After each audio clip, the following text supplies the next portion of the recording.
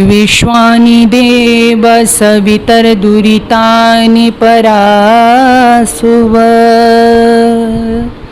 यद्भद्रं तन्न आसुव।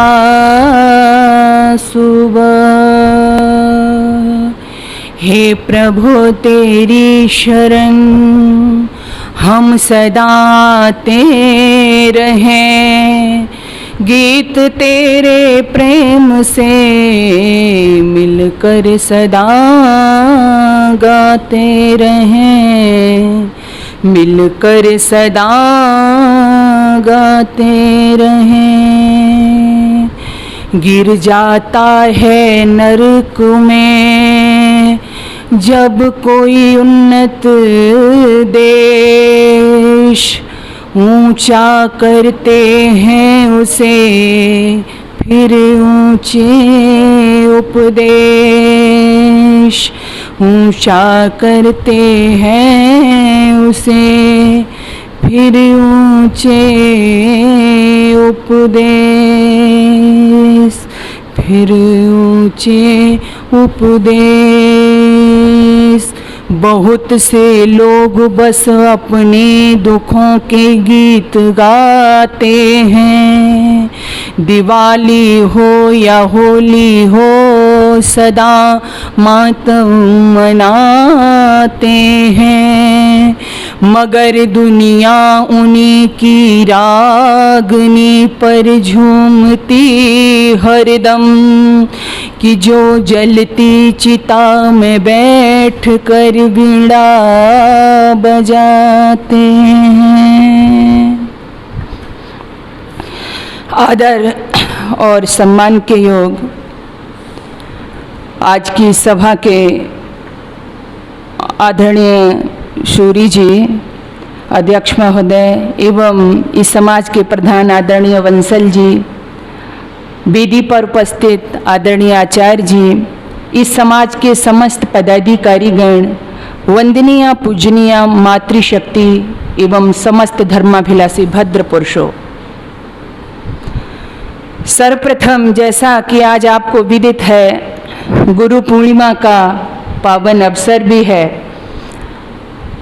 और इसमें सर्वप्रथम मैं आप सभी को गुरु पूर्णिमा की हार्दिक शुभकामनाएं भी प्रेषित करना चाहती हूँ। और बहुत ही सुंदर वातावरण बना हुआ है गुरु पूर्णिमा के अवसर पर, और साथ ही साथ में पीछे आप देख रहे होंगे एक महान क्रांतिकारी चंद्रशेखर आजाद जी की जन्म जयंती भी मनाई जा रही है। मेरे से पहले बहुत ही चर्चा जो आपके लिए अत्यंत आवश्यक थी उसका श्रवण किया है। आइए आप थोड़ी देर के लिए मेरे से जुड़े रहेंगे। जैसा कि आज गुरु पूर्णिमा का अवसर है और आपने देखा होगा कि प्रतिवर्ष गुरु पूर्णिमा मनाई जाती है और बड़े बड़े धर्म गुरुओं के पास में जाकर के गुरु दीक्षा लोग लेते हैं, उनकी पूजा करते हैं, चढ़ावा चढ़ाते हैं, हर तरह से आशीर्वाद लेते हैं। इससे नकारा नहीं जा सकता कि गुरु का स्थान हमारे जीवन में बहुत बड़ा होता है, क्योंकि वो हमें अंधकार से प्रकाश की ओर ले जाता है। लेकिन आज मैं थोड़ा सा आपको उस ओर मोड़ना चाहूंगी कि एक ऐसा गुरु भी इस समाज के अंदर पैदा हुआ कि जिसने ढोंग पाखंड अंधविश्वास को तो इस समाज से मिटाया ही, लेकिन साथ ही साथ मैं कहूं कि इसके साथ ही यदि आजादी के लिए किसी ने नींव रखी, कोई प्रेरणा स्रोत कहा गया, तो वो ऋषि दयानंद जी थे। आपको लगेगा कि शायद ये बात मैंने अपनी तरफ से कह दी हो, लेकिन मैं गुरु की वो श्रृंखला आपको बताना चाहती हूँ। ऋषि दयानंद सरस्वती के गुरु बिरजानंद वो प्रज्ञा चक्षु 1857 की क्रांति से पहले उन्होंने एक बैठक का आयोजन किया और उस बैठक में झांसी की रानी लक्ष्मीबाई, नाना साहब, तात्या टोपे और भी जो उस समय के क्रांतिकारी थे उनको आमंत्रित किया, उनको बुलाया, जो छोटी छोटी रियासतों से आते थे, और उनके साथ विचार विमर्श करके क्रांति की प्रेरणा दी, एक वातावरण तैयार किया। इतिहास के अंदर एक अंधे व्यक्ति का नाम आता है, एक अंधे सन्यासी का नाम आता है, वो कोई और नहीं था, वो गुरु बिरजानंद जी थे। गुरु बिरजानंद जी से प्रेरणा लेकर के ऋषि दयानंद ने जहां सतपथ का प्रचार प्रसार किया, वेदों का प्रचार प्रसार किया, वहां क्रांति की ज्योति भी जलाई। आपके पीछे मेरे सामने बहुत सारे फोटोज लगे हुए हैं, चाहे हम भगत सिंह का नाम लें, चाहे हम चंद्रशेखर आजाद का नाम लें, चाहे हम लाला लाजपत राय का नाम लें, चाहे हम सावरकर का नाम लें, इन सब में यदि एक प्रेरणा थी, जिस मसाल की रोशनी में ये आगे बढ़े थे, तो उसका नाम ऋषि दयानंद सरस्वती था। इसको कोई भूल नहीं सकता है। ऋषि दयानंद सरस्वती ने वह प्रेरणा दी थी। उनका जन्म परतंत्र भारत में हुआ था, लेकिन जब उन्होंने यहाँ पर देखा, उस समय के जो बुद्धिजीवी लोग थे तथाकथित, वो घरों की चाटुकारिता कर रहे थे, कोई व्यक्ति बोल नहीं सकता था। उस समय एक निर्भीक सन्यासी जो वेद का प्रचार प्रसार तो कर ही रहा था, साथ ही साथ खुले गले से घोषणा करता था कि भारत केवल भारतीयों के लिए ही है, अंग्रेजों को यहां से जाना ही होगा। ये कोई साधारण बात नहीं थी।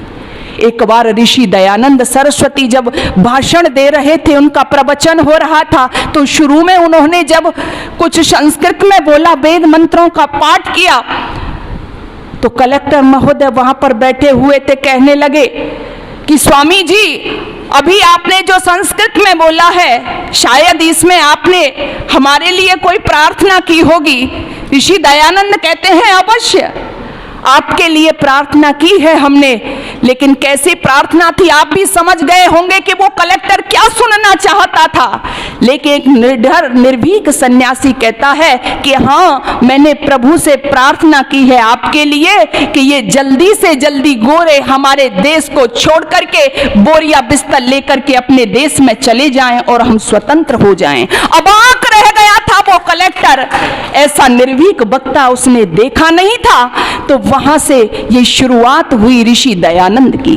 लेकिन मैं इस देश का दुर्भाग्य कहूं या कुछ तथाकथित लोगों की चाल कहूं कि सेकुलर सिलेबस के नाम पर उनको इतिहास में वो सम्मान नहीं मिला जो मिलना चाहिए था।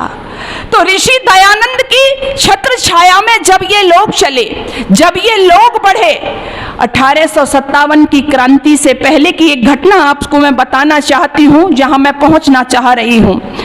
बिहार के एक बाबू कुंवर उदय सिंह स्वतंत्रता सेनानी जो उस समय थे, 1857 की क्रांति से पूर्व ऋषि दयानंद के पास में बैठे हुए हैं और चर्चा कर रहे हैं। कहते हैं, स्वामी जी, हम ये जो कार्य कर रहे हैं, इससे क्या हम सफल हो जाएंगे?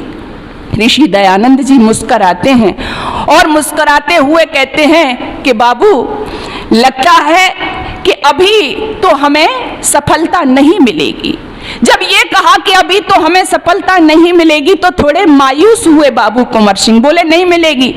ऋषि दयानंद कहते हैं, हाँ, अभी हम सफल नहीं होंगे, क्योंकि हमें गुलाम हुए लगभग 100 वर्ष हुए हैं, तो स्वतंत्र होने के लिए भी लगभग हमें उतना ही समय लगेगा।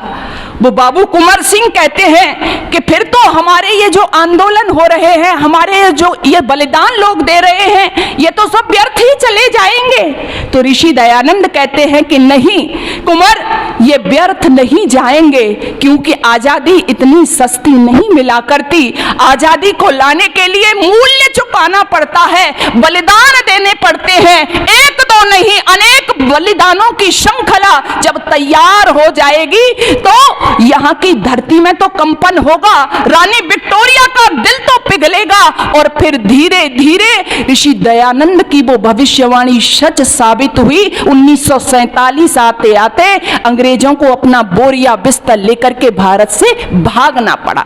ऋषि दयानंद का वह काम किया है, उसी काम को यदि हम आज नाम लें, यहाँ पर पोस्टर लगा हुआ है, किसका? चंद्रशेखर आजाद का। बहुत सारे नाम हमारे समक्ष आते हैं, केवल एक नाम नहीं है जिसने आजादी के लिए कार्य किया हो, अनगिनत नाम है। एक ये नाम चंद्रशेखर आजाद, इस नाम को मैं पढ़ती हूँ कई बार इनके विषय में। देवियों सज्जनों, मैंने केवल यहाँ एक बच्चे की बात नहीं की, मैं पहले भी यहाँ पर आई थी, और बहनों माताओं, मैंने आपसे भी कहा था कि अपने बच्चों को जरूर लेकर के आइए। यहाँ पर जो इस तरह के आयोजन होते हैं, इनका उद्देश्य क्या होता है? ये आजाद को आप जानना चाहते हो, ये आजाद कौन था? मध्य प्रदेश के एक भावरा गांव में इनका जन्म हुआ था। मैं लंबी कहानी इनकी नहीं बता रही, बस ये बताना चाहती हूँ कि उस गांव में पैदा हुआ ये बच्चा, थोड़ा बड़ा हुआ, पढ़ने के लिए गया, काम के लिए गया, और काम के लिए कहाँ गया? मुंबई पहुंच गया। जब वहां भी मन नहीं लगा, काशी में पढ़ने के लिए पहुंच गया, वहां भी थोड़ी सी विद्या अध्ययन किया, तो उधर असहयोग आंदोलन चल रहा था 1921 में, जो चलाया जा रहा था, उनसे प्रभावित होकर के उस आंदोलन में कूद पड़ा। जब उस आंदोलन में कूद पड़ा और उस आंदोलन में लोगों को पकड़ लिया गया, गिरफ्तार किया गया, उसमें ये बच्चा भी पकड़ में आ गया, ये बालक भी पकड़ में आ गया। उस समय ये 15 वर्ष का था आजाद। जब पकड़ लिया गया, मजिस्ट्रेट के सामने लाया गया इसको, तो मजिस्ट्रेट ने कुछ प्रश्न पूछे, कुछ सवाल पूछे। सवाल क्या थे? मजिस्ट्रेट पूछता है कि तुम्हारा नाम क्या है? बड़ी निर्भीकता के साथ में सीना खोलते हुए वो 15 वर्ष का बालक कहता है, मेरा नाम आजाद है। तुम्हारे पिता का नाम क्या है? मेरे पिता का नाम स्वतंत्रता है। तुम्हारी माँ का नाम क्या है? मेरी माँ का नाम आजादी है। तुम रहते कहाँ हो? कुछ अता पता भी है? तो कहता है कि मेरा अता पता मैं जेल में है। इन प्रश्नों को सुनकर के मजिस्ट्रेट गुस्सा हो गया, सजा सुना दी। कौन सी सजा? 15 बेंत मारने की सजा। 15 बेंत मारे गए, खम्भे से बांधकर उस आजाद के शरीर पर। वो साधारण बेंत नहीं थे सज्जनों, वो ऐसे बेंत थे कि एक बेंत मारा जाता था तो अंतड़ियां तक बाहर आ जाती थी, चमड़ी उधड़ जाती थी। 15 बेंत खाए। जैसे ही एक बेंत पड़ता था, वो बच्चा भारत माता की जय बोलता जाता था और बेंत खाता जाता था। उसके बाद में उसको रिहा कर दिया गया। लेकिन मैं आपसे कहना चाहती हूं, इतनी यातनाएं सही हमारे क्रांतिकारियों ने, उस आजाद ने, लेकिन ये बोलने के लिए परमिशन की आवश्यकता नहीं होती। इतना करने के बावजूद हम क्यों यहाँ किस्से कहानी सुनाने को आए हैं आपको? नहीं। लेकिन यदि उनके साथ में हम न्याय नहीं कर पाए, एक तो ऐसे भी हुए इस देश के अंदर, आप समझेंगे कि उन्होंने पब्लिकली क्या कह दिया? इसको आतंकवादी बता दिया। आतंकवादी बता दिया गया। किसको? आजाद को। और आजाद के नाम पर, चंद्रशेखर आजाद के नाम पर विद्यालय में जो पत्थर लगा हुआ था, उसको हटा करके किसी और के नाम से लगा दिया गया। तो एक पत्रकार महोदय ने पूछा कि आपने ऐसा क्यों किया? शिकायत की कि ऐसा क्यों किया? तो कहा गया कि कौन आजाद? वही जो आतंकवादी था। आतंकवादी जब ऐसे नौजवान को कहा जाए जिसने अपने देश के लिए सर्वस्व समर्पित कर दिया हो, तब हृदय की वेदना को मापने के लिए मेरे पास कोई पैमाना नहीं है। जिस समय ये घटना हुई, मैं छोटी थी, मैंने सुना था, मैंने हरिओम पवार जी की कुछ लाइनें भी सुनी थी। आजादी लाने वालों का तिरस्कार तड़पाता है, अरे आजादी लाने वालों का तिरस्कार तड़पाता है, बलिदानी पत्थर पर थूका बार बार तड़पाता है। इंकलाब की धरती जिससे गौरव पाती है, आजादी में उस शेखर को भी गाली दी जाती है, आजादी में उस शेखर को भी गाली दी जाती है। हम क्या मोल चुका पाए उनका, हम उनकी शहादत के साथ न्याय कर पाए। बस मैं आपसे इतना ही कहना चाहती हूं कि ज्यादा करने की जरूरत नहीं है। मैंने आपसे पहले भी कहा था कि हमको कृतज्ञ नहीं बनना है। वेद में दो शब्द आते हैं, कृतज्ञ और कृतज्ञ। कृतज्ञस्य नास्य निष्कृति, जो किए हुए का एहसान नहीं मानता उसका जीवन में कभी भी कल्याण नहीं होता। हम क्या कर रहे हैं, हम यही तो कर रहे हैं। हम यदि उनके किस्से कहानियां अपने बच्चों को नहीं सुना पाए, जिन्होंने देश के लिए अपना सर्व कुछ आहूत कर दिया, तो फिर हमारा जीना बेकार है। मैं तो कहा करती हूँ, लोगों थोड़ा सा जाग जाइए, चेत जाइए। एक घटना आपसे और मैं कहना चाहती हूँ। लोगों ने कहा ना कि वो शेखर क्या था, वो आजाद क्या था, आतंकवादी कहा। एक बात और मैं आपसे शेयर करना चाहती हूँ कि आजाद, जिस समय आजादी की लड़ाई के लिए खजाने आदि लूट रहे थे, क्योंकि धन की आवश्यकता थी, तो एक व्यक्ति उनके पास में गया और जाकर के कहा उस व्यक्ति ने कि आप इतना खजाना लूटते हैं और जो आपके पास में बड़ी संदूक है खजाने से भरी हुई, उसकी चाबी भी आपके पास में है। तो वो व्यक्ति कहता है कि आप ऐसा करिए कि इसमें से कुछ खजाना, कुछ पैसा, कुछ दौलत अपने माता पिता के पास भिजवा दीजिए, क्योंकि उनके जो माता पिता थे वो रोटियों के लिए मोहताज थे।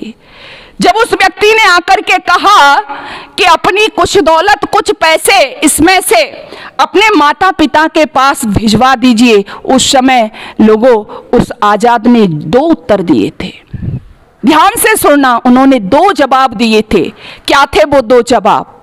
पहला जवाब था, वो कहते हैं आजाद कि माता पिता क्या केवल मेरे ही हैं, दूसरे क्रांतिकारियों के नहीं हैं।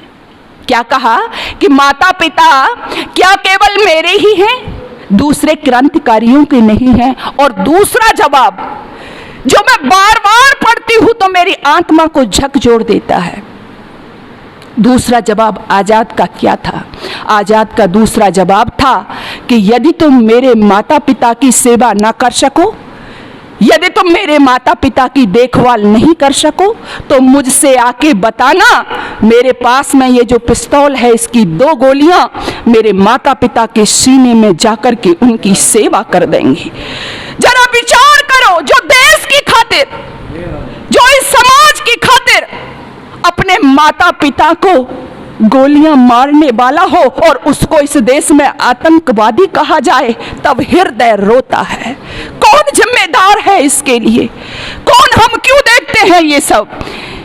क्या इसलिए कि हम मुर्दा हो गए हैं? नहीं, ऐसा नहीं होगा। हमें जागना होगा, हमें सोचना होगा कि हमारे जो शहीद हमारे लिए सब कुछ करके गए हैं, ऐसा नहीं था कि इनके जीवन में आशाएं नहीं थी, इनकी इच्छाएं नहीं थी, लेकिन ये चाहते थे कि आपका भविष्य सुरक्षित हो, आपके बच्चों का भविष्य सुरक्षित हो।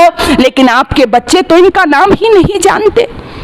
कई बार हम पूछते हैं किसी छोटे छोटे बच्चों से और बड़ों से भी कि तुम्हारा हीरो कौन है, तो बड़े तपाक से कहते हैं हमारा हीरो अक्षय कुमार है, बड़े तपाक से कहते हैं हमारा हीरो अजय देवगन है।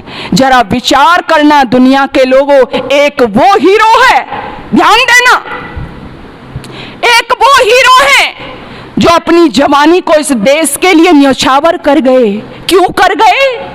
क्योंकि अपने शरीर को उन्होंने दिया, अपना ऐश आराम उन्होंने छोड़ा। क्यों छोड़ा? क्योंकि आप और आपकी संतति, आपके बच्चे सुरक्षित रहें। और एक वो हीरो है जो आज आपके बच्चे जिनको अपना हीरो कह रहे हैं, आप सड़क पे निकल के चले जाइए, जो आपके बच्चों से उनका स्वास्थ्य छीनना चाहते हैं, उनकी दौलत छीनना चाहते हैं। किसके लिए? अपने सुख के लिए, अपने आराम के लिए बड़े बड़े विज्ञापन लगे हुए हैं। किसके लगे हुए हैं? पान मसाला खाने के लिए, प्रेरित करने के लिए, और उनको पद्मश्री का पुरस्कार मिलता है। ये आपके बच्चों के हीरो हैं। हीरो डिसाइड आपको करना है। हो सकता है आपकी समझ में बाद में आए, लेकिन तब तक देर हो चुकी होगी। वो हीरो जो अपनी जान को न्यौछावर करते हैं आपकी संतति को बचाने के लिए, और एक ये हीरो जो आपके बच्चों के रोल मॉडल है, वो आपके धन को बर्बाद करने के लिए, आपके बच्चों की सेहत को बर्बाद करने के लिए क्यों ऐसे ऐड करते हैं? ताकि उनका खुद को ऐस आराम का जीवन मिल सके, पैसा मिल सके, शोहरत मिल सके। निर्णय हमको करना है, नहीं तो देर हो जाएगी। इसलिए जागना हमको है, हमको तैयार होना है। और इसलिए मैं कहा करती हूं, मेरा जो आंदोलन है वो यही है, अपनी संतान को बचा लीजिए, अपने घरों को बचा लीजिए। ये देशभक्ति जो जिन्होंने पैदा की, जिन वीरों ने, जिन जवानों ने, एक दो नहीं थी, बड़ी अनगिनत श्रृंखला थी इनकी बहन बेटियों। आप पढ़ते जाएंगे, मैं सुनाती जाऊंगी, आप सुनते जाएंगे, लेकिन ये श्रृंखला टूटेगी नहीं। बड़ी यातनाएं सही थी इन्होंने। मैं तो कहा करती हूं, जब उस शेखर ने सुना होगा, एक हरिओम पवार जी आपने सुने होंगे, उन्होंने कल्पना करके कुछ लाइनें लिखी। जब मैं बहुत छोटी थी तभी मैं इनको पढ़ा करती थी। जब आतंकवादी कहा गया इस देश में उस आजाद को, तो शायद कभी की कल्पना है, जहां मरे आजाद पार्क के पत्ते फड़क गए होंगे, जहां मरे आजाद पार्क के पत्ते फड़क गए होंगे, और स्वर्ग में उस शेखर के बाजू फड़क गए होंगे। शायद पल दो पल के लिए उनकी निद्रा त्याग गई होगी। अरे शायद पल दो पल के लिए उनकी निद्रा भाग गई होगी, और फिर पिस्तौल उठा लेने की इच्छा जाग गई होगी, फिर पिस्तौल उठा लेने की इच्छा भाग गई होगी। क्यों जाग गई होगी इच्छा? क्योंकि आपको पता है ना, आजाद ने क्या कहा था? पुस्तकें पढ़ते हो ना, क्या कहा था आजाद ने? कि मुझे जिंदा ये गोरे नहीं पकड़ सकते, मैं आजाद हूं और आजाद ही रहूंगा। पीछे भी लिख रखा है ना हमारे बंसल जी ने, मैं आजाद हूं और आजाद ही रहूंगा। भगत सिंह से अक्सर हंसी मजाक में भी कहा करते थे, जब जीवनी पढ़ो पता चलेगा कि भगत सिंह को तो फांसी लगेगी, भगत सिंह को तो फांसी का फंदा पहनाया जाएगा, और मुझे नहीं, क्योंकि मुझे तो पकड़ ही नहीं सकते जब तक मेरी पिस्तौल में दम है। और वही हुआ। वो कभी भी, जब वो उनका अंतिम समय आया, इलाहाबाद के अंदर अल्फाबेट जो पार्क है उसको अंग्रेजों ने घेर लिया, और उसमें धनाधन गोली चलाते रहे वो आजाद।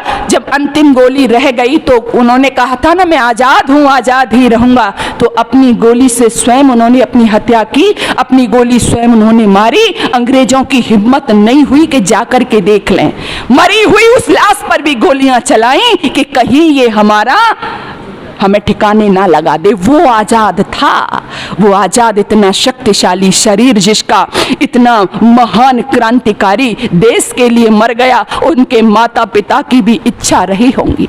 ये मैं कहानी नहीं सुना रही हूं, मेरे हृदय में अपार वेदना होती है। माता पिता की उनकी भी इच्छा हुई, वो भी चाहती होंगी कि मैं आजाद की शादी करूं। बहनों, हमारे घर में हमारा बेटा बेटियां होती है, हर माँ का, हर बाप का ये सपना होता है बच्चे की शादी करें, नई बहू घर में आए। उनकी भी इच्छा रही होंगी, कभी सोचा है आपने? लेकिन वो आजाद, वो भी ये नहीं अपने माता पिता का अपमान करता था, इसलिए गोली मारने की कह रहा था उनके सीने में। लेकिन माता पिता से ऊपर, सबसे ऊपर, अपनी जान से ऊपर, अपने विवाह से ऊपर यदि किसी को उसने रखा था तो क्या था? वो देश था, वो भारत माता थी, वो धर्म, अपनी संस्कृति थी, जिसकी रक्षा तो उसने अपना बलिदान दे दिया। आज कौन सुनाएगा इसको अपने बच्चों को? कौन बताएगा अपने बच्चों को, जिससे कि आपके बच्चे देश के प्रति मरना मिटना सीखें? अपने बच्चों में अलग जगाइए, अपने बच्चों में चिंगारी डालिए। लेकिन बच्चों को हम कभी लाते ही नहीं है ना। बंसल जी ने कितना अच्छा आज दिन रखा। आज तो सब बच्चों का विकास रहता है, उनको लाना चाहिए। कौन सिखाएगा? मैं कहा करती हूं आपको, छोटे छोटे बच्चे आप देख लीजिए, अन्य लोगों के, विधर्मियों के टोपी लगाते हैं,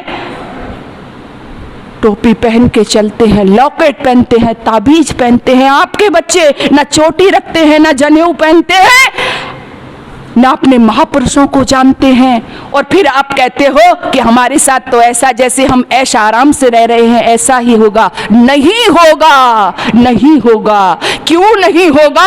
कि जब तक आप अपनी धर्म संस्कृति देश के प्रति जागरूक नहीं होंगे तब तक धीरे धीरे एक वो आएगा कि फिर से आपको दबा दिया जाएगा। इसलिए समय रहते जाग जाओ। हमारे इन बलिदानियों की कहानी बेकार में नहीं जानी चाहिए। कितने बलिदान हैं। मैं आपसे कहूं, हंसते हंसते जो चले गए। एक छोटी सी बच्ची का नाम मुझे याद आ रहा है। नाना जी इस समय बिठूर में थे और उस 11 साल की बच्ची को पकड़ लिया गया। पकड़ करके उस मैना को पूछा गया कि बता तेरे पिताजी कहाँ हैं? मैना ने कहा नहीं बताऊंगी। फिर उसका पिटाई करना शुरू किया, बता कहाँ है तेरे पिताजी? बोली नहीं बताऊंगी। उसको आग के हवाले कर दिया गया। जैसे आधी जली वो बच्ची, उसको फिर निकाल के पूछा जाता है कि बता तेरे पिताजी कहाँ हैं? मैना कहती है मैंने कहा नहीं बताऊंगी, क्योंकि इस समय मेरे से ज्यादा जरूरत इस देश को मेरे पिताजी की है। उस बच्ची को जला दिया गया, मार दिया गया, लेकिन अपने पिता का ठिकाना नहीं बताया। ये पहला नन्हा जौहर था इस देश में, पहला नन्हा जौहर था। कौन बचाएगा अपने बच्चों को? कौन सिखाएगा अपने बच्चों को? मैंने कहा ना कि हमें जागना होगा, हमें आगे बढ़ना होगा। ये श्रृंखलाएं जो हमारे सामने खड़ी कर दी गई है क्रांतिकारियों की, मेरा हृदय बड़ा गदगद होता है जब इस तरह के आयोजन होते हैं। बाकी तो मैंने कहा ना कि आज हमारे रोल मॉडल चेंज हो गए हैं। आज हमने नाचने वालों को, आज जो ये नहीं जानते कि धर्म क्या है, संस्कृति क्या है, वो हमारे बच्चों के रोल मॉडल है। और जिनको बनना चाहिए था उनके बच्चे नाम नहीं जानते। तो ये जागरूकता आदरणीय हमारे बंसल जी समाज में फैला रहे हैं। एक बार जोरदार तालियों से इनका स्वागत होना चाहिए। आप इनका किस तरह से सहयोग करें? आप इनका सहयोग कर सकते हैं इस तरह से, आप अपने बच्चों को लेके लाइए। ये जो कहानी आपको सुनवा रहे हैं, ये आप अपने लिए नहीं कर रहे हैं। ये सब किसके लिए कर रहे हैं? ये सब आपके लिए कर रहे हैं, अपने देश के लिए कर रहे हैं, ताकि आगे आने वाली आपकी संतति सुरक्षित रह सके। आप तो लगे हो ना कि भाई कैसे आएंगे, बड़े हमारे पास तो काम है, हमारे बच्चे तो व्यस्त हैं। लेकिन ध्यान देना, आपके बच्चे जिसमें व्यस्त हैं ना, आप जिसमें व्यस्त हो, अगर देश ही नहीं होगा, यदि आपके घर ही नहीं बचेंगे तो आपके बच्चे कहाँ रहेंगे? आप कहाँ रहोगे? इसलिए आइए जाग जाइए। मैं वेद का सहारा लेती हूँ। वेद ने कहा कि कोई भी राष्ट्र कब उन्नति कर सकता है, कब आगे जा सकता है। तो एक बहुत सुंदर मंत्र आता है वेद के अंतर, तिस्यो देवी मयो भुव इड़ा सरस्वती मही।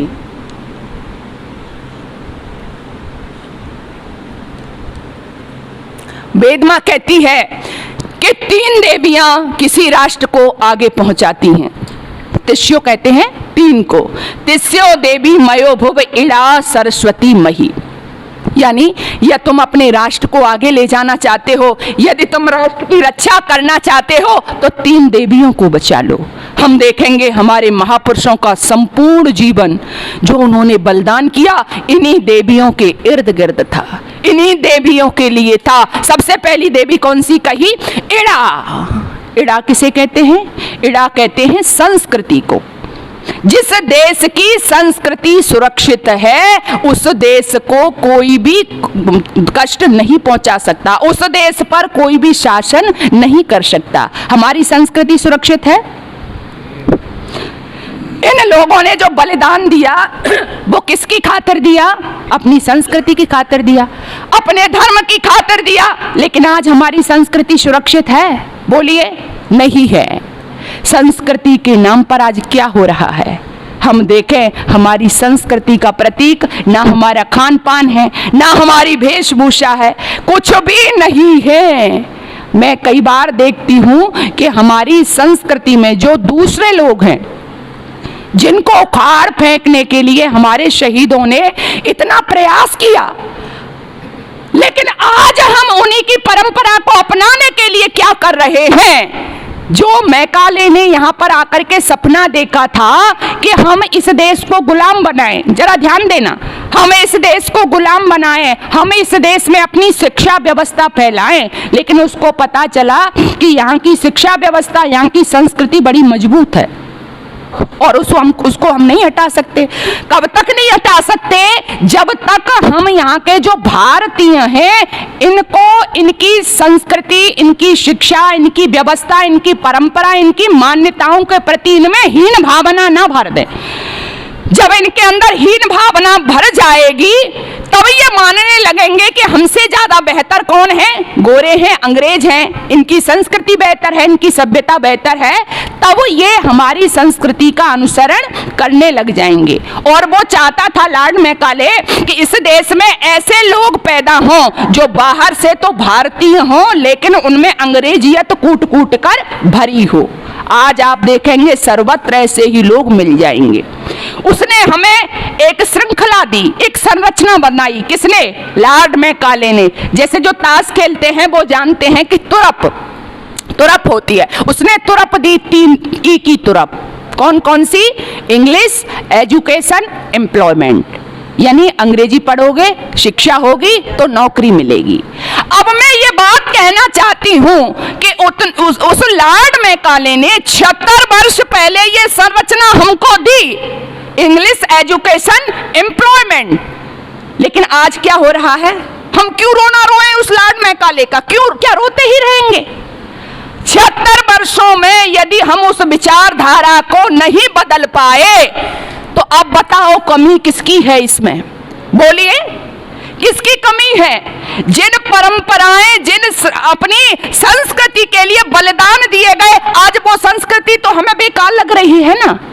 आज वो संस्कृति तो हमें मजाक लग रही है, हम खुद मजाक उड़ा रहे हैं।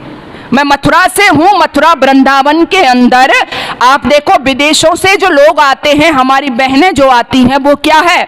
हमारे यहाँ की वेशभूषा धारण करती हैं, साड़ी पहनती हैं, उसमें कीर्तन करती हैं, भजन गाते हैं। और हमारी बहन बेटियां क्या कर रही हैं? किसी से छुपा नहीं है। हमारी बहन बेटियों की ड्रेस क्या है? अच्छा एक बात और बताऊं, अभी पिछले दिनों पहले हिजाब को लेकर एक देश में बवाल मचा। आप सबने पढ़ा होगा, बवाल हुआ पूरे देश के अंदर। क्यों बवाल हुआ? कि जो बहनें पढ़ने जाती थी, यूनिवर्सिटी में जाना चाहती थी, तो उन्होंने कहा कि हमको हिजाब से रोका जा रहा है, लेकिन ये हमारी संस्कृति का प्रतीक है, इसलिए हम इसे पहन के ही जाएंगे, हम रुकेंगे नहीं। और उन्होंने रोड पर खड़े होकर के प्रदर्शन किया। लेकिन साथ ही साथ आपको बता दूं कि वह बहनें अपने हिजाब के लिए प्रदर्शन कर रही हैं। हिजाब क्या होता है आप जानते हो ना? सर से लेकर नीचे तक पूरा शरीर ढका हुआ रहता है। और एक और बहनें हैं, मैं दुर्भाग्य कहूं इस देश का, वो भी आंदोलन कर रही हैं। वो किस लिए कर रही हैं कि हमारा मन होगा हम वैसी ड्रेस पहनेंगे, आपको क्या आपत्ति है? और इस बयान पर एक नेता की कुर्सी भी चली गई थी। आप पढ़े लिखे लोग यहाँ पर बैठे हैं, हमारा मन होगा हम वो पहनेंगे, हम चाहे शॉर्ट पहने चाहे लॉन्ग पहने, इससे आपको क्या फर्क है? अरे क्या हो गया है बहनों आपकी मानसिकता को? हम कैसे अपनी आजादी को सुरक्षित रख पाएंगे? हम कैसे बचा पाएंगे? जिसके कारण बलिदान दे दिए छोटी छोटी बेटियों ने, जिसके कारण बलिदान दे दिए माताओं ने, अपने पुत्र दे दिए, बहनों ने अपने भाई दे दिए, और पत्नियों ने अपने पति दे दिए, और आज वो स्वतंत्रता मजाक बनकर के रह गई है। इसलिए आइए जाग जाइए। इड़ा, मैंने कहा सबसे पहले अपनी संस्कृति को बचा लीजिए, संस्कृति बच जाएगी, घबराने की जरूरत नहीं है, बस जागरूक होने की जरूरत है। तो हमारा देश क्या है? सुरक्षित है। दूसरी कही इड़ा सरस्वती। सरस्वती कैसे हैं? भाषा को, जिस देश में भाषा सुरक्षित है आप उस पर भी विचार करते रहिए। हिंदी दिवस मनाए जाते हैं, संस्कृत की तो बात छोड़ो, आज हम हिंदी को भी अपनी भाषा स्वीकार नहीं कर पाए। कितने लोग हैं कि जो हिंदी में हस्ताक्षर करते हैं? मैं संस्कृत की असिस्टेंट प्रोफेसर हूं आपके ही शहर में, मैंने देखा कि संस्कृत वाले भी लोग, समझ गए ना आप क्या हो गया है हमारी मानसिकता को? सोमनाथ जी जो इसरो प्रमुख हैं, उनका एक बयान छपा था, शायद आपने भी पढ़ा होगा। सोमनाथ जी जो इसरो प्रमुख हैं वो कहते हैं कि यदि हमने वैदिक शिक्षा को पढ़ा होता तो हम स्पेस साइंस में आज सबसे आगे होते, क्योंकि इस पृथ्वी से चंद्रमा की दूरी कितनी है, इस पृथ्वी से सूर्य की दूरी कितनी है, इस पृथ्वी से मंगल की दूरी कितनी है, ये हमको पहले ही पढ़ाया जा चुका है, पहले ही बताया जा चुका है। लेकिन हमने भारद्वाज को पढ़ाया नहीं, हमने पाणिनि को पढ़ाया नहीं, हमने सुश्रुत को पढ़ाया नहीं, हमने नागार्जुन को पढ़ाया नहीं। किसको पढ़ाया? न्यूटन को पढ़ाया। किसको पढ़ाया? राइट ब्रदर्स को पढ़ाया। न्यूटन से बहुत समय पहले गुरुत्वाकर्षण का सिद्धांत भारद्वाज ऋषि ने दे दिया था। राइट ब्रदर्स से बहुत समय पहले हवाई जहाज कैसे बने ये सिखा दिया गया था। लेकिन कौन बताएगा इनको? हमने पढ़ाया अपने बच्चों को। इसलिए शिक्षा का भारतीयकरण होना बहुत जरूरी है। जरा मस्तिष्क को खोला करो, बहुत जरूरी है। हमारी शिक्षा जो है, हमारी वैदिक परंपरा जो है, वो इंसान को इंसान बनाती है, उसका पढ़ना बहुत जरूरी है। आप बहुत आगे थे, आपकी भाषा साइंटिस्ट है, वैज्ञानिक है। सा विश्व प्रथमा संस्कृति, विश्व में आपकी संस्कृति प्रथम है, आपको गर्व होना चाहिए इस पे। लेकिन नहीं, आज नहीं। मैं संस्कृत जानती हूं, मैं हिंदी जानती हूं, लेकिन अंग्रेजी नहीं आती। आपको अंग्रेजी नहीं आती तो आप मनी मन क्या होता है, क्या होता है बताइए? हीन भावना का शिकार हो जाते हैं। कई लोगों को मैंने पढ़ा है, यदि अंग्रेजी में कुछ बोलने के लिए कहेंगे, पढ़ने के लिए कहेंगे, और सामने वाला कह दे कि मुझे नहीं आता, तो कहेंगे काय का तू पढ़ा लिखा है। और तब मेरे हृदय में अपार वेदना होती है कि हमारी पढ़ाई लिखाई का पैमाना, हमारी योग्यता का पैमाना क्या हो गया? अंग्रेजी हो गया। इसलिए तो हमारे बच्चों पे अंग्रेजी का प्रेशर है, और वो प्रेशर के हम खुद समझ नहीं पा रहे। कई बार मैं घरों में जाती हूँ तो बहनें अपने बच्चों को पास में लाती हैं और कहती हैं, बहन जी हमारा बच्चा बड़ी अच्छी पोइम सुनाता है। कोई मंत्र श्लोक नहीं, पोइम। चलो कोई बात नहीं। कौन सी सुनाता है? एक बहन जी लेके आई, बच्चे से कहा पोएम सुनाओ बहन जी को। बच्चे ने पोएम सुनाई। कौन सी पोएम? रैन रैन गो अबे। कौन सी? रैन रैन गो अबे। क्या मतलब? क्या मतलब? बारिश बारिश तुम चली जाओ, भाग जाओ। अच्छा, मैं आपसे बात करना चाहती हूँ। वो बहन जी नहीं, मैंने ज्यादातर बच्चों को देखा है जो हम पाठ्यक्रम में पढ़ा रहे हैं, रैन रैन गो अबे। अच्छा, इस देश में करोड़ों बच्चे इसको गा रहे हैं, रैन रैन गो अबे, और भगवान इनकी प्रार्थना को सुन ले, भगवान इनकी प्रार्थना को सुन ले कि रैन रैन गो अबे, वर्षा वर्षा तुम चली जाओ। तो आपका क्या होगा? आपका ये जो देश है ना, कृषि प्रधान देश है। बारिश पर इस देश की अर्थव्यवस्था क्या है? टिकी हुई है। और रैन रैन गो अबे तो ये कहाँ के लोग गा सकते हैं? क्योंकि इंग्लैंड में, यूरोप में वर्षा रहती है, शाम को बच्चे निकल नहीं सकते, कभी भी बारिश हो जाती है, तो वहां के लिए ये पोएम ठीक है। क्योंकि जो कविता होती है वो अपने देश की जरूरत, संस्कृति, अपनी परंपरा के आधार पर होती है। लेकिन भारत के लोग गा रहे हैं जहां पर प्रति साल, प्रति वर्ष में, आपको पता है 3 महीने किसके हैं, 4 महीने किसके हैं? किसके हैं? बारिश के हैं ना। और उसमें भी फिर क्या है? उसमें भी दिन निश्चित हैं। तो हमारे यहाँ वर्षा की बहुत बड़ी आवश्यकता है। इसलिए आपने देखा होगा हमारे यहाँ बहुत से साहित्य लिखे गए। संस्कृत में महाकवि कालिदास ने मेघदूत लिखा, और उस मेघदूत के अंदर इतना सुंदर वर्षा का वर्णन है, जो संस्कृत पढ़ने वाले हैं वो जानते हैं कि वो कहीं अन्यत्र आपको नहीं मिल सकता। वो महाकवि कालिदास इंग्लैंड में पैदा नहीं हो सकते, वो भारतवर्ष में ही होंगे। तो हम क्या कर रहे हैं? हमें पता ही नहीं क्या गाना है। क्यों? क्योंकि हम क्या हो गए हैं? क्या हो गए हैं? नकलची हो गए हैं। लेकिन एक बड़े बुजुर्ग कहा करते थे कि नकल के लिए भी क्या चाहिए, है ना? क्या चाहिए? अकल चाहिए। लेकिन हम नकल तो कर रहे हैं, अकल को हमने क्या कर दिया? हटा दिया है। और एक बात और ध्यान रखना कि नकल से कभी भी हम मौलिक नहीं हो सकते। नकल करने से कभी हम मौलिक नहीं हो सकते। मौलिक व्यक्ति बनता है अपनी परंपराओं में, अपनी मान्यताओं में। जब तक आप अपनी मान्यताओं के साथ नहीं जिएंगे तब तक आप मौलिक कार्य बोलो कर ही नहीं सकते हो। इसलिए आओ खुद को पहचानो, अपनी भाषा पर गर्व करना सीखो। बहुत बड़ा खजाना छुपा है, इतना समय नहीं है और वो विषय भी नहीं है कि आप गर्व करोगे अपनी संस्कृत भाषा पर, अपनी हिंदी भाषा पर। आप कहां जा रहे हो? ये दुनिया की सबसे रद्दी भाषा है। मैं इसलिए नहीं कह रही कि वो हमारे देश की नहीं है।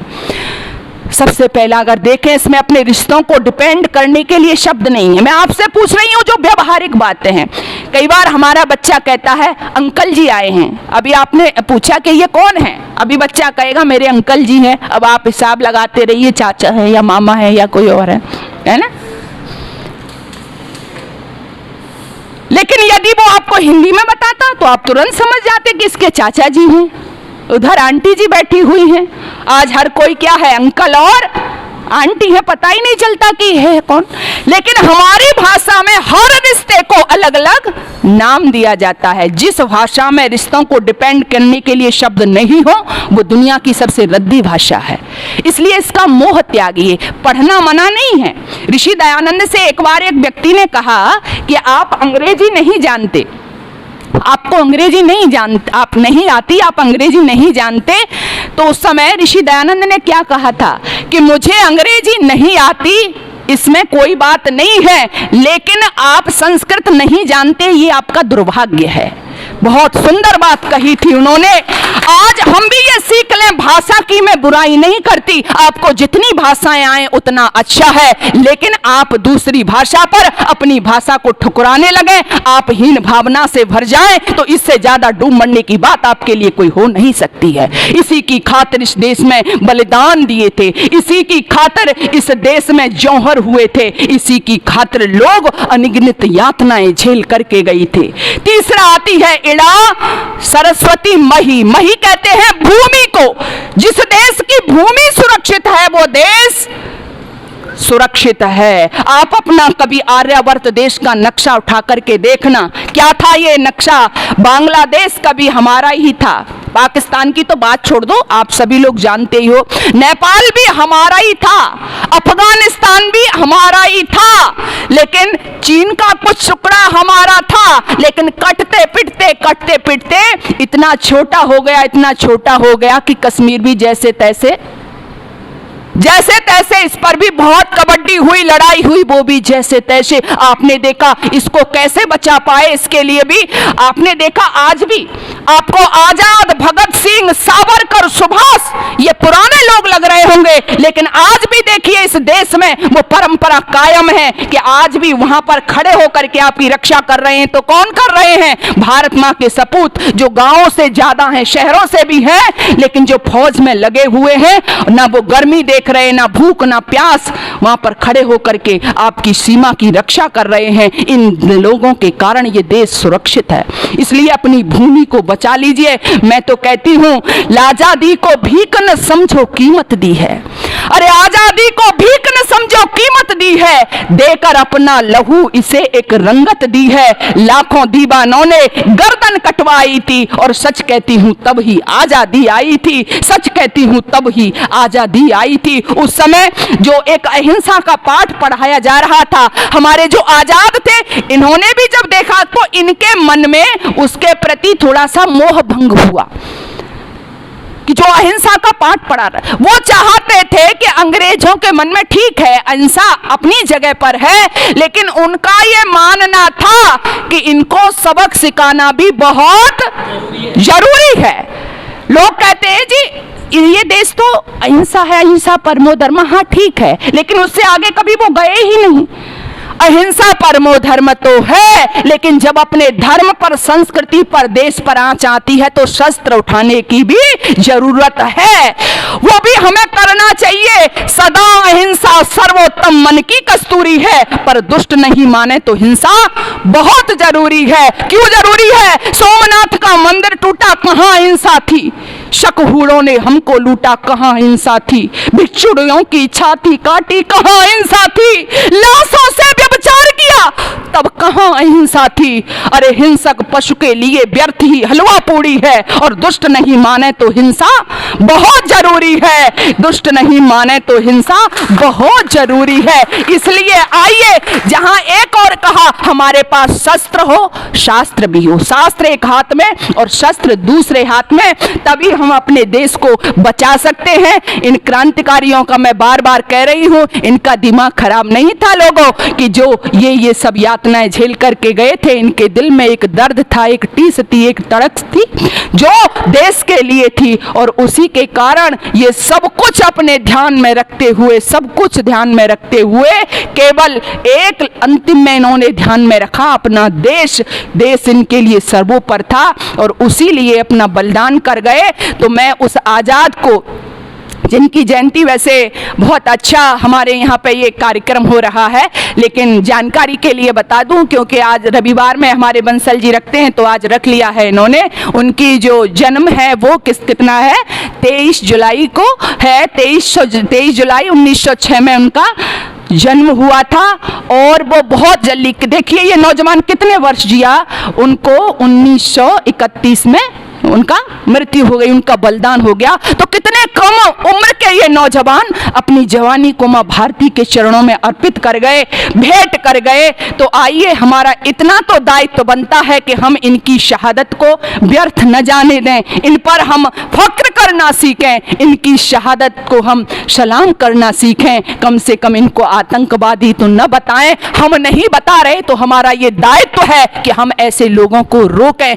घटना काफी पुरानी थी, लेकिन जब जब आजाद का जिक्र आता है मेरे जेहन में ये घटना उथल पुथल कर देती है। अरे आजादी के लिए कभी गोरों से जो लड़ी है रे, शेखर की पिस्तौल किसी तीरथ से बहुत बड़ी है रे, शेखर की पिस्तौल किसी तीरथ से बहुत बड़ी है रे। सबसे बड़ा तीरथ वही है। हमारे महापुरुषों को याद करें, अपनी इन 3 देवियों को जहां भी देखें आपको लग रहा हो कि इनका अपमान हो रहा है, तो उसके लिए हम तैयार हो जाएं। और मैं एक निवेदन अंतिम में फिर आपसे यही करना चाहती हूं कि आप लोग जितने यहाँ आते हैं, अपार खुशी की बात है। आप ये ना समझें कि हम कम हैं, संख्या हमारी कम है या ज्यादा है, नहीं।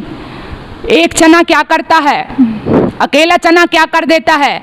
कई बार कहते लोग अकेला चना भाड़ नहीं बूझता, लेकिन भाड़ वाले की आंख को जरूर फोड़ देता है अकेला चना। तो काफी है, संख्या पर नहीं जाइए, हमारे दिल में देशभक्ति का जज्बा होना चाहिए।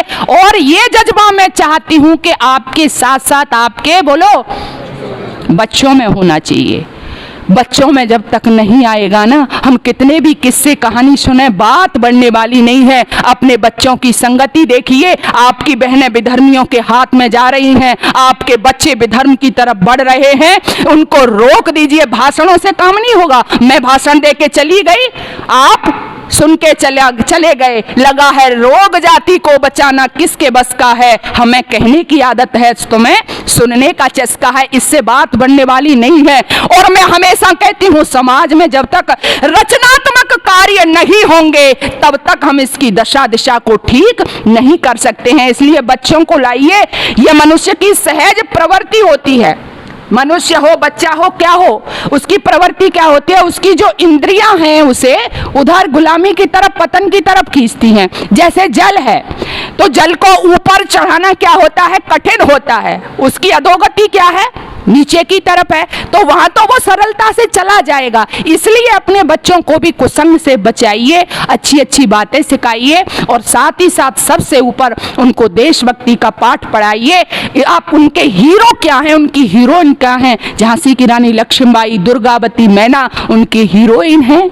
उनके हीरो क्या हैं, आजाद, सुभाष चंद्र बोस, बिस्मिल सावरकर उनके हीरो हैं। ये बताइए, इनकी कहानी सुनाइए, नहीं तो ये केवल पुस्तकों तक ही रह जाएंगी। कुछ दिन आप हैं, कुछ दिन हम हैं, सुनाने वाले चले जाएंगे, विधर्मी हावी हो जाएंगे, आपके धर्म ग्रंथ रखे रह जाएंगे, कोई पढ़ने वाला नहीं होगा। क्यों नहीं होगा, मैंने भाषा की बात कही। जितने भी हमारे धर्म ग्रंथ हैं किसमें है बोलो, किसमें है, संस्कृत में है। मैं यहाँ से भाषण देती रहूं, मेरे बच्चे संस्कृत नहीं जानते, आपके बच्चे संस्कृत नहीं जानते, वेद पढ़ पाएंगे, गीता पढ़ पाएंगे, रामायण पढ़ पाएंगे, नहीं पढ़ पाएंगे। या उनमें कोई भी मिलावट करके जैसे लिख देगा, जैसे कह देगा वैसा मान जाएंगे। इसलिए क्या कहा मैंने, दूसरी भाषाएं तो सिखाइए, उनको अपनी भाषा पर गर्व करना सिखाइए, तभी आपके शास्त्र सुरक्षित रह सकते हैं, आपके धर्म ग्रंथ सुरक्षित रह सकते हैं। बच्चों को अवश्य ही इससे जोड़िए।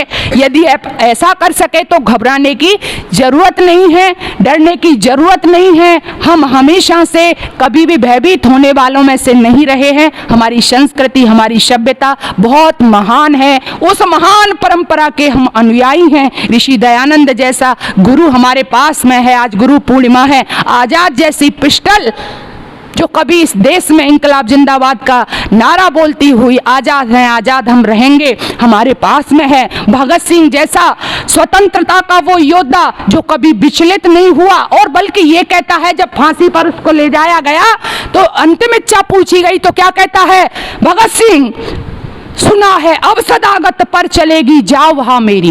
अरे सुना है अब सदागत पर चलेगी जाओ वहां मेरी, यही अंदर से कहती है फकत अब आत्मा मेरी। शहीदाने वतन सब स्वर्ग पहुंचे अब के नंबर से, शहीदाने वतन सब स्वर्ग पहुंचे अपने नंबर से, सुना है अब के नंबर पर चलेगी जाओ वहां मेरी। और वो उसके अंतिम शब्द है, मजा कुछ और होता उनसे पहले स्वर्ग में जाता, मजा कुछ और होता उनसे पहले स्वर्ग में जाता, जो मुझसे भी पहले चले गए हैं। मजा कुछ और होता उनसे पहले स्वर्ग में जाता, न जाने उस समय पर सो गई किस्मत कहाँ मेरी, न जाने उस समय पर सो गई किस्मत कहाँ मेरी। ऐसे ऐसे साथी जिसके हों, वो इस देश के लिए मरने मिटने की योजना बना रहे हो, हंसते हंसते अपनी मौत का जश्न मना रहे हो, तो आप बहुत सौभाग्यशाली हो कि उस देश में आप जन्मे हो, उस देश की परंपरा को आप आगे बढ़ा रहे हो। तो अवश्य ही उस पर गर्व महसूस करिए, चिंतन करिए, मनन करिए। थोड़ा सा समय आप अपनी बिजनेस में तो लगे रहते हो, अपनी दुकान चला रहे हो या जो भी प्रोफेशन करते हो, देश के प्रति भी बैठ करके अवश्य सोचिएगा। तो निश्चित ही हमारे ऐसे कार्यक्रम करने कराने का जो हमारा उद्देश्य होता है वो अवश्य ही पूरा होगा। आप सभी का बहुत बहुत धन्यवाद। थोड़ा सा मेरा गला आज खराब था, थोड़ा कोल्ड मुझको हो गया है, सर्दी का शिकायत है, लेकिन फिर भी आपने इतनी शांति वृत्ति के साथ में मुझे श्रवण किया है। आप सभी लोगों का मैं हृदय से बहुत बहुत धन्यवाद करना चाहती हूँ, आदरणीय बंसल जी का, कि समय समय पर इस तरह से जागरूकता वाले कार्यक्रम वो कराते रहते हैं और अवश्य ही कराते रहना चाहिए। परमपिता परमात्मा उनको शक्ति और भक्ति प्रदान करे। आप सभी को भी कि आपने अपना कीमती समय निकाल करके, बाकी तो बहुत बड़ी मेरठ है और आपका ये इलाका भी काफ़ी बड़ा है, ऐसा नहीं है, लेकिन जिन लोगों के दिलों में प्रेरणा होती है वही अपने देश धर्म के प्रति चर्चा में सुनने सुनाने में अपना समय देते हैं। तो पुनः आप सभी का बहुत बहुत धन्यवाद। आप हमारे YouTube चैनल से भी जुड़ सकते हैं और हमारे पेज को भी आप देख सकते हैं। बहुत से व्यक्ति कह रहे थे कि वो सुनना चाहते हैं, तो आजकल कैसेट आदि तो चलता नहीं है, वो मुझे वहाँ पर देख सकते हैं। बहुत बहुत आपका धन्यवाद। ओम शांति ही शांति ही शांति।